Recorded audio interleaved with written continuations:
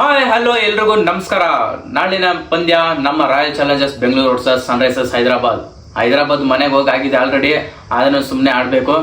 ಒಂದು big breaking update ಏನಂದ್ರೆ Hyderabad match Chinnaswamy stadium ಅಲ್ಲಿ ನಡಿಬೇಕಾಗಿದ್ದು, ಆದ್ರೆ ಇವಾಗ ವೆನ್ಯೂ ಚೇಂಜ್ ಆಗಿದೆ. ಯಾಕಂದ್ರೆ ಇಲ್ಲಿ ಧಾರಾಕಾರವಾಗಿ ಮಳೆ ಸುರಿತಾನೆ ಇದೆ.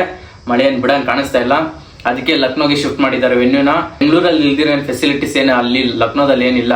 ಆದ್ರೆ ಇಲ್ಲಿ ಮಳೆ ಬಿಡ್ತಾ ಇಲ್ಲ. ಮಳೆ ಬಿದ್ರೆ ಆಡಿಸ್ತಾರೆ, ಮಳೆನೇ ಬಿಡ್ತಾ ಇಲ್ಲ, ಆ ತರ ಬೀಳ್ತಾ ಇದೆ ಮಳೆ. ಅದಕ್ಕೆ ಬೇಡವೇ ಬೇಡ ಅಂತ ಲಕ್ನೋಗೆ ಶಿಫ್ಟ್ ಮಾಡಿದ್ದಾರೆ. ಇವಾಗ 2 ಮ್ಯಾಚ್ ನಮ್ಮ RCB ಅವರು ಲಕ್ನೋದಲ್ಲಿ ಆಡ್ತಾರೆ. ನೆಕ್ಸ್ಟ್ ಮ್ಯಾಚ್ ಲಕ್ನೋ ಮೇಲೆ ಆಡ್ಬೇಕಲ್ವಾ, ಹಂಗಾಗಿ ಅದೇ ಪಿಚ್ಚಲ್ಲಿ 2 ಮ್ಯಾಚ್ ಆಡ್ತಾರೆ. ಒಂಥರ ಮಿನಿ ಹೋಮ್ ಗ್ರೌಂಡ್ ಅಂತಾನೆ ಹೇಳ್ಬೋದು ನಮ್ಮ RCBಗೆ. 2 ಮ್ಯಾಚ್ ಇದೆ, 2-2 ಗೆದ್ದು ನೀಟಾಗಿ ಮೇಲೆ ಕುತ್ಕೊಂಡಿರ್ಬೇಕು ನಾವು. ಇಲ್ಲಾಂದ್ರೆ ಕಷ್ಟ ಆಗ್ಬಿಡ್ತೈತೆ 3-4 ಹೋದ್ರೆ. ಇವಾಗ ಗೊತ್ತಾಯ್ತಲ್ಲ ಎಲ್ಲ 4 ಟೀಮು ಯಾವ್ದು ಬರೋದು ಒಳಗೆ ಅಂತ. ಮುಂಬೈ ಬಂದಾಯ್ತು, ಡೆಲ್ಲಿ ಟಾಟಾ ಬಾಬಾ ಹೇಳಾಯ್ತು ನಿನ್ನೆ. ಇನ್ನೇನಿದ್ರು ನಾವು 2-2 ಗೆದ್ದು ಇವಾಗ 17ರಲ್ಲಿ ಇದ್ದೀವಿ. ಇನ್ನ 2-2 ಮ್ಯಾಚ್ ನ ಗೆದ್ರೆ 21 ಪಾಯಿಂಟ್ ಆಗುತ್ತೆ. ಆರಾಮಾಗಿ ಗೆದ್ಕೊಂಡು ಟಾಪ್ 2 ನಲ್ಲೇ ಫಿನಿಶ್ ಮಾಡ್ಬೇಕು. ಯಾಕಂದ್ರೆ ಟಾಪ್ 2 ನಲ್ಲಿ ಇಲ್ಲ ಅಂದ್ರೆ ಸ್ವಲ್ಪ ಹೆವಿ ಕಷ್ಟ ಆಗ್ಬಿಡುತ್ತೆ. ಆಮೇಲೆ 3-4 ಹೋಗ್ಬಿಟ್ರೆ ಸೋತ್ರೆ ಚಾನ್ಸ್ ಇಲ್ಲ, ಏನಿಲ್ಲ. ಎನಿ ಟೈಮ್ ಇದೇ ಆಗ್ಬಿಟ್ಟಿದೆ ನಮ್ದು. 3-4ರಲ್ಲಿ ಹೋಗೋದು, ಮನೆಗೆ ಬರ್ತಾರೆ ಪ್ಲೇಯರ್ಸ್ ವರ್ಗು ಅಲ್ಲಿವರೆಗೂ ಹೆಂಗೋ ಫೈಟ್ ಮಾಡ್ಕೊಂಡು ಹೋಗೋದು, ಆಮೇಲೆ ಮನೆಗೆ ಬರೋದಾಗಿದೆ. ಈ ಸತಿ ಹಂಗಾಗ್ಬಾರ್ದು. ಟಾಪ್ 2 ನಲ್ಲೇ ಫಿನಿಶ್ ಮಾಡ್ಕೊಂಡು ಹೆಂಗಿದ್ರೂ ಒಂದು ಚಾನ್ಸ್ ಇರುತ್ತೆ ಅಲ್ಲಿವರೆಗೂ ಹೋದ್ರೆ. ಗೊತ್ತಿಲ್ಲ ನೆಕ್ಸ್ಟ್ ಏನಾಗುತ್ತೆ ಅಂತ. ಮ್ಯಾಚ್ ಲಕ್ನೋದಲ್ಲಿ ನಡೀತಾ ಇರೋದು ಎಕಾನಾ ಸ್ಟೇಡಿಯಂ ಅಲ್ಲಿ. ಸನ್ರೈಸರ್ಸ್ ಟೀಮ್ ನೋಡಿದ್ರೆ ಒಂಥರ ಅಪ್ಸೆಟ್ ಮಾಡುವಂತ ಟೀಮ್ ಏನೇ ಅದು, ಯಾವ ಟೀಮ್ಗಾದ್ರೂ.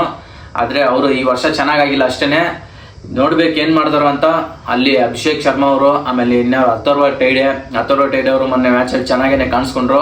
ಅಭಿಷೇಕ್ ಶರ್ಮಾ ಅವರು ಮತ್ತೆ ಹೆನ್ರಿಚ್ ಕ್ಲಾಸನ್ ಅವರು ಮೇನ್ ವಿಕೆಟ್ ಅಲ್ಲಿ.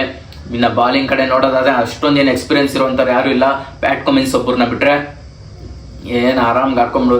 ಹೆನ್ರಿಚ್ ಕ್ಲಾಸನ್ ಮತ್ತೆ ಅಭಿಷೇಕ್ ಶರ್ಮಾ ಅವರೇ ನಮ್ಗೆ ಮೇನ್ ವಿಕೆಟ್. ಆಮೇಲೆ ಇಶಾನ್ ಕಿಶನ್ ಅವ್ರ ಮೊನ್ನೆ ಸ್ವಲ್ಪ ಚೆನ್ನಾಗಿ ಆಡಿದ್ರು.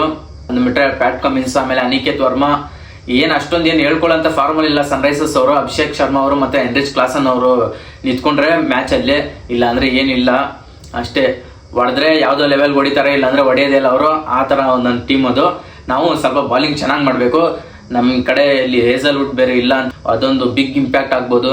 ಯಾಕಂದ್ರೆ ಅವರೇ ಮೇನ್ ಬೌಲರ್. ಬಾಲ್ ಕೈ ಕೊಟ್ಟಾಗೆಲ್ಲ ವಿಕೆಟ್ ಕೊಡ್ತಾ ಇದ್ರು ನಮ್ಗೆ. ಇದಾರೆ ಎಕ್ಸ್ಪೀರಿಯನ್ಸ್ ಇರೋರು ಇದಾರೆ. ಇನ್ನು ಏನ್ ಮಾಡ್ತಾರೆ ಅಂತ ನೋಡ್ಬೇಕು ನಾಳಿನ ಮ್ಯಾಚ್ ಅಲ್ಲಿ. ಇನ್ನ ಬ್ಯಾಟ್ಸ್ಮನ್ಗಳು ನೋಡೋದಾದ್ರೆ ಬ್ಯಾಟ್ಸ್ಮನ್ಗಳೆಲ್ಲ ಬೆಂಕಿ ಫಾರ್ಮಲ್ಲೇನೆ ಇದ್ದಾರೆ.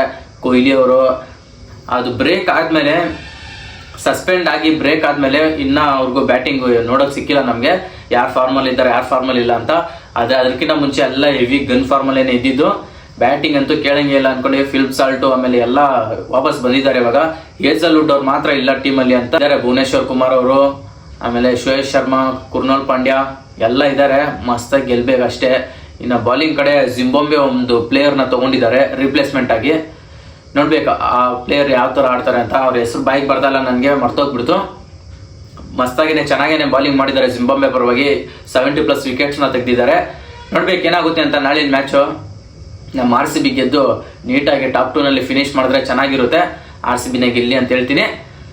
ಸಿಗೋಣ ಮ್ಯಾಚ್ ಮುಗಿದ್ಮೇಲೆ. ಎಲ್ರಿಗೂ ಬಾಯ್.